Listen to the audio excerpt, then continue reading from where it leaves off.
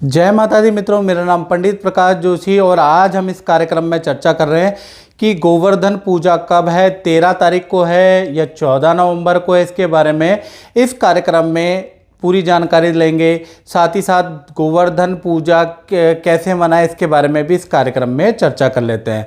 कार्तिक मास शुक्ल पक्ष की जो प्रतिपदा आती है, यानी दीपावली के बाद पहली जो प्रतिपदा आती है, उस दिन गोवर्धन पूजा करने का विधि विधान है और जो कि दीपावली के अगले दिन मनाई जाती है।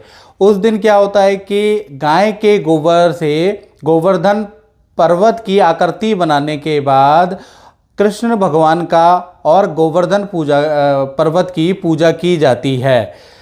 अब इस कार्यक्रम में हम चर्चा करते हैं कि गोवर्धन पूजा आखिरकार कब है, 13 नवंबर को है या 14 नवंबर को है। तो सबसे पहले हमें प्रतिपदा देखनी पड़ेगी।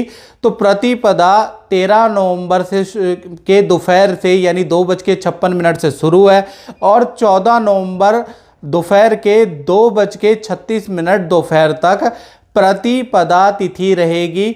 तो कहीं ना कहीं देखा जाए तो ये जो गोवर्धन पूजा का जो पर्व है, जो त्यौहार है, वो उदया तिथि के अनुसार मनाया जाता है। तो ऐसे में 14 नवंबर को उदया तिथि के अनुसार गोवर्धन पूजा करना अति श्रेष्ठकर रहेगा।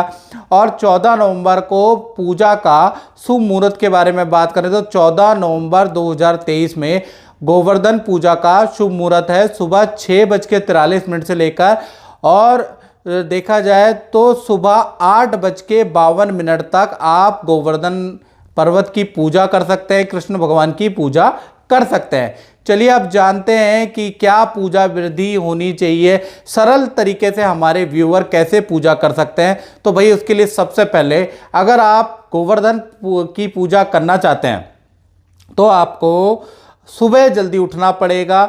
और सबसे बड़ी बात है, हम गोवर्धन की पूजा क्यों करें। देखिएगा, वर्ल्ड के अंदर, इतिहास के अंदर कोई भी मित्रों ऐसा कोई पर्व नहीं है जो कि जीव और मनुष्य के प्रेम को दर्शाता हो। तो यहाँ पर क्या है कि यहाँ पर प्रकृति से और कृष्ण भगवान दोनों की पूजा होती है, यानी पर्वत की पूजा होती है जो कि प्रकृति है, साथ ही साथ गाय के गोबर से पर्वत बनाया जाता है, तो जीव का भी महत्व हो गया, साथ ही साथ कृष्ण भगवान की भी पूजा होती है। तो कहीं ना कहीं प्रकृति प्रेम का, प्रकृति से स्नेह का ये त्योहार होता है और ये पर्व में प्रकृति के हम करीब आ जाते हैं। और प्रकृति ने ही हर जिस भी व्यक्ति को कुछ दिया है तो वो परमात्मा या प्रकृति की देन है, यानी कि या तो परमात्मा देता है या प्रकृति देता है। चलिए आप जानते हैं कि प्रकृति को कैसे गोवर्धन के दिन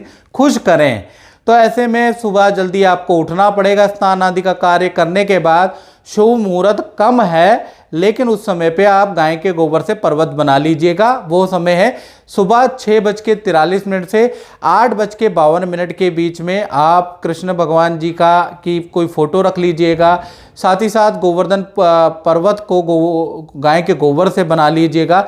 साथ ही साथ उसके बाद आपको क्या करना है कि कृष्ण भगवान की पूजा पे भी दीप लगाना है, धूप चढ़ानी है। गोवर्धन पर्वत जो आपने बनाया उस पे भी दीप लगाना है, धूप जलाना है।